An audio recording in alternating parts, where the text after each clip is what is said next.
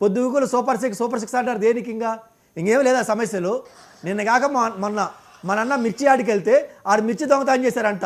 దాని మీద కేసు పెట్టమని మీరు ఎందుకు అడగలేకపోతున్నారు? మీ కార్యకర్తల మీద దాని గురించి ఫైట్ చేయాలి కదా మీరు. అప్పు చేసింది 9,000 నిజాలు మాట్లాడాలి. ఎవరు చేశారు నిజాలు మాట్లాడాలి. అప్పు చేసింది 9,000 కోట్లు. మీరు అని చెప్తారు 1,30,000 కోట్లని అప్పు ఆడుతున్నారు. ఎప్పుడు అబద్ధాలే అంటాను మీ పార్టీలో. ప్రజల తరపున పోరాడతాం, ప్రజలకు ఇచ్చినటువంటి నెరవేర్చమంటాం. వాళ్ళేమో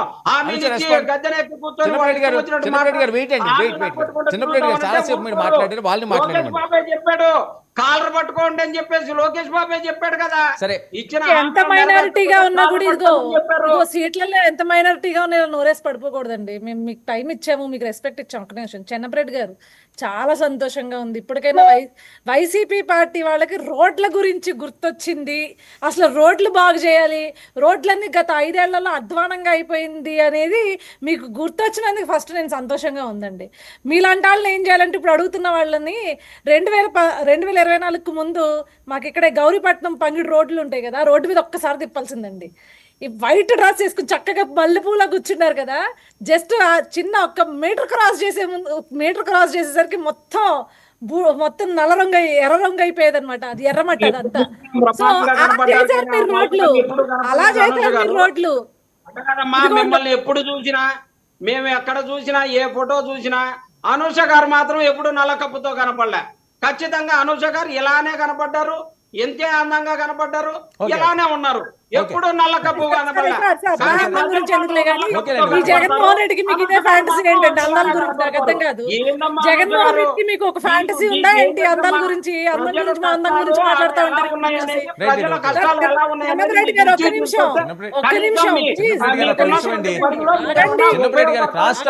చాలా సేపు అవకాశం ఇచ్చాను. ఇచ్చాను. వినండి శక్తి లేకపోతే నల్లగా పూసుకున్నారంటే ఎప్పుడన్నా నల్ల కనపడారమ్మా? మీ ఇద్దరు అధికారంలో ఉన్న నాళ్ళు రోడ్లు మీ ఇద్దరి మొఖాలు ఎప్పుడూ నల్లగా కనపడారు, ఎప్పుడు కులకలకలా నవ్వుతానే కనపడ్డారు. మీరు కూడా సంతోషపడ్డారు. సరే ఓకే టైం వేస్ట్. ఒక్క నిమిషం ఉండండి, వెయిట్ చేయండి. అనుష సార్, పాపం చిన్నపరెడ్డి గారికి ఈ వైసీపీ వాళ్ళకి ఫ్యాంటసీ ఏంటో నాకు అర్థం కాదు, కానీ సరే దాన్ని పక్కన పెడతాం. దాని గురించి నేను డిస్కస్ చేసే నాకు ఆ డీసెన్సీ ఉంది. I don't want to discuss about it. Firstly నేను ఒకటి చెప్తాను సార్. నేను ఒక ఛానల్లో ఒక డిబేట్కి నేను వెళ్ళా.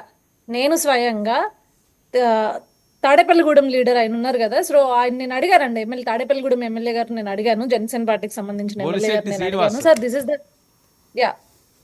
సార్ బాదంపూడి నుంచి తాడేపల్లిగూడెం రోడ్లు అస్సలు బాగాలేదు సార్, చాలా ఇబ్బందిగా ఉంది, ఒకసారి వాటిని పరిశీలించండి అన్నాను. వితిన్ ద 1 month ఆయన అప్పుడు ఆ రోజు చెప్పారు, అవునండి కొంచెం మనకి ఇక్కడ బడ్జెట్ ఇష్యూస్ ఉన్నాయి, మేము కూడా వెళ్ళి అడగడం జరిగింది, సో వన్స్ క్లియర్ అయిన తర్వాత ఇప్పుడు చేసుకుంటూ వస్తున్నాం, వన్స్ క్లియర్ అయిపోయిన తర్వాత చేసి పెడతామని చెప్పి వితిన్ 1 month ఆయన రోడ్ వేసిన తర్వాత కూడా నాకు మళ్ళీ అప్డేట్ ఇచ్చారు. అది కూటమి ప్రభుత్వపు నాయకుల యొక్క పనితీరు. వెంటనే అకౌంటబిలిటీ తోటి మేము ఏదన్నా ఒకవేళ కూటమి ప్రభుత్వంలో ఉన్న కార్యకర్తలు అడిగినా కూడా అవునమ్మా అది ఉంది అని చెప్పి బాధ్యతాయుతంగా ఒప్పుకొని దాన్ని పనిచేసిన తర్వాత కూడా అప్డేట్ ఇవ్వడం అనేది అకౌంటబిలిటీ అంటారు సార్. అది మీ పార్టీ వైసీపీ పార్టీ ప్రభుత్వంలో. ప్లీజ్ ఆగండి సార్, నేను మీరు మాట్లాడినప్పుడు మాట్లాడలేదు కదా, ఆగండి. నేను ఇస్తానంటున్నాను కదా, ఒక్క నిమిషం దయచేసి ఆగండి. నేను మీరు మాట్లాడినప్పుడు మాట్లాడలా, దయచేసి ఆగండి. అసలు అర్థం కావట్లేదు, అనవసరంగా మ్యూట్ పెడతాను. నేను చెప్తానని చెప్పేసి అనుష గారిని చెప్పమనండి. ఓకే, ఒక్క విషయం, క్రాస్ టాక్ చేస్తే వాళ్ళు మ్యూట్ పెట్టేస్తారు. ఎందుకు అంతవరకు తీసుకువెళ్ళడం?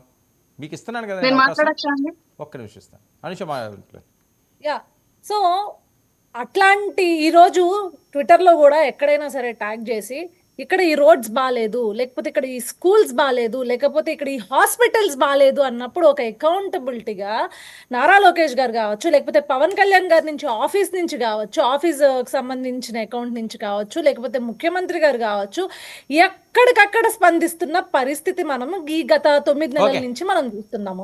నేనే అడుగుతానంటే ఓపెన్ ఛాలెంజ్ చేస్తా, చెన్నపరెడ్డి గారు 5 ఏళ్లగా 5 ఏళ్ళుగా అంటే 2019 నుంచి 2024 వరకు మీ పార్టీకి సంబంధించిన నాయకులు ఎవరైనా సరే సమస్య ఇది అని చెప్పేసి సోషల్ మీడియా వేదిక ద్వారా వస్తే ఎవరైనా ఎప్పుడైనా ఆఖరికి సీఎం జగన్మోహన్ రెడ్డితో సహా స్పందించిన దాఖలా ఉందో నేను ఓపెన్ ఛాలెంజ్ చేస్తున్నా. ఏ సమస్యకు స్పందించారో చెప్పండి, నేను కళ్ళలు తీసుకొస్తా. స్పందించిన సంఘటనలు మీ వైసీపీ పార్టీకి సంబంధించిన గెడ్డం ఉమా అడిగినా, లేకపోతే మీ వైసీపీ పార్టీకి సంబంధించిన కార్యకర్తలు అడిగినా, ఆఖరికి కూటమి పార్టీ నాయకులు ఈ రోజు స్పందిస్తున్న తీరు, దాన్ని అకౌంటబిలిటీ అంటారు. దాన్ని విస్మరించకండి.